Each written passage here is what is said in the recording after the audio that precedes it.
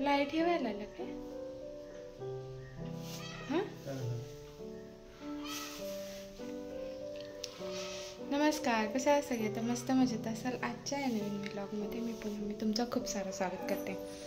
तर आज फायनली लय दिवसानं आलो मी. आता आम्ही चाललो मार्केटला. काय आलं? मार्केटला चालले. बघूया आता मला थोडं काहीतरी देवाचं वगैरे सामान घ्यायचं आहे, म्हणजे स्वामींचं गुरुचरित्र वगैरे आणायला पण घेऊन येणार आहे. तर चला, आम्ही आता चष्म्याच्या दुकानात आलो आहे. मला चष्मा घ्यायचा होता कारण येताना माझा तुटला होता चष्मा. मग ट्राय करत होतो.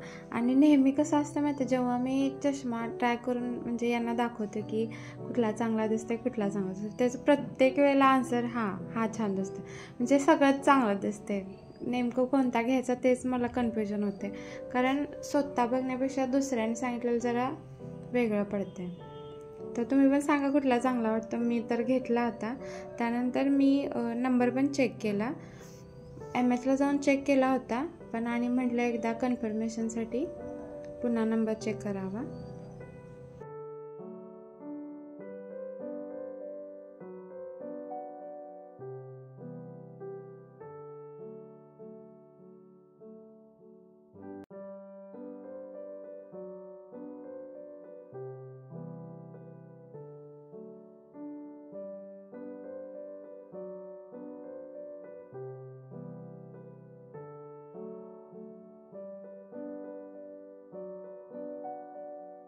इथं चष्म्याच्या दुकानात आलेलो, पण माझा प्रॉब्लेम असा झालेला की मी कोल्हापूरला गेलो ना, तेव्हा चेक केलेलं नंबर, तर त्यांनी मला जो चष्मा करून दिला तो म्हणजे मला दिसतच नव्हतं त्यानं.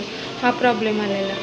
मग मी परत आता माझा एक दुसरा होता चष्मा, तो यूजच करत होतो, पण त्याने माझं डोकं जास्त दुखत होतं म्हणून अक्षयाने मी जाऊन दुसरा नंबर चेक केला होता.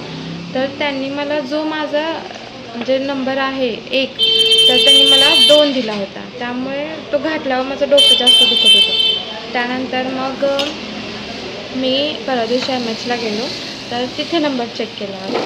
तर तिथे म्हणजे जो तो त्यांनी नंबर दिला होता त्याच्यापेक्षा कमीच होता.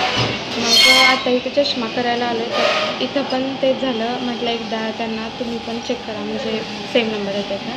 तर सेम होता, पण तिथं पण थोडा 1 आणि 1.5 असं काय तर झाला प्रॉब्लेम. तर बघूयात आता कसा दिसतं काय वगैरे, कारण की इतकं डोकं दुखायला लागलं चष्मा नाही आहे त्यामुळे. तर आता चष्मा बनवून घेऊन जाऊ, बघू आता कसा दिसतो चष्मा.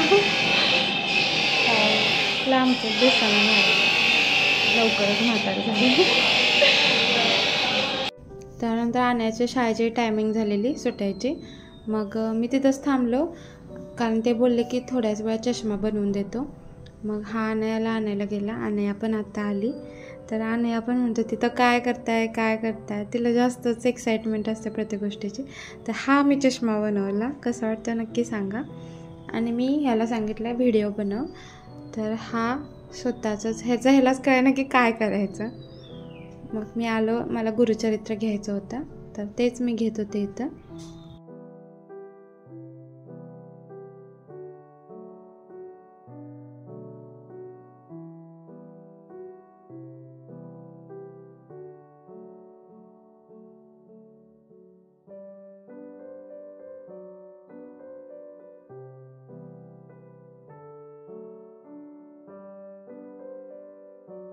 जे काही घ्यायचं होतं वगैरे सगळं घेतलं. आणि आता घरी चाललेलोच आम्ही. तर म्हटलं थोडंसं मार्केटमध्ये आणि जाऊया, काही दिसलं तर घेता येईल असं. मग चाललेलंच तवर अनयाला जे आता ट्रेंडिंग चालू आहे कानाचे हेडफोन हे तर दिसले. बस मग दंगाच करायला लागली, आणि शेवटी तिनं ते घेतलंच. खुश झाली. आता आम्ही पण व्हिडिओ बनवणार यावर. ये कान ऊपर हो रहे हैं.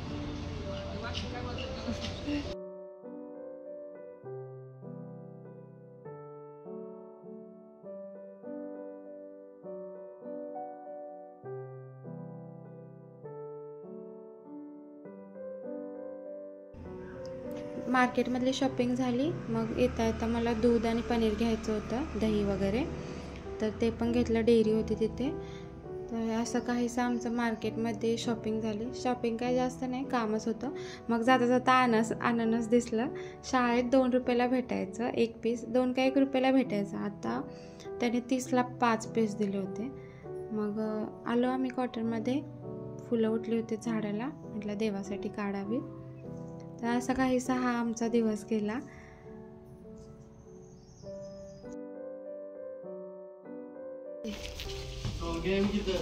कुठं आहे अन्या, ये बाबा. तर हा व्लॉग कसा वाटला नक्की सांगा. काळजी घ्या सगळे. आणि इतके दिवस मी ॲक्टिव्ह न असण्याचं कारण थोडा फॅमिली इश्यू होता, म्हणजे हेल्थ प्रॉब्लेम झाला होता घरी, त्यामुळेच आले नव्हते. तर आता सगळं ठीक आहे.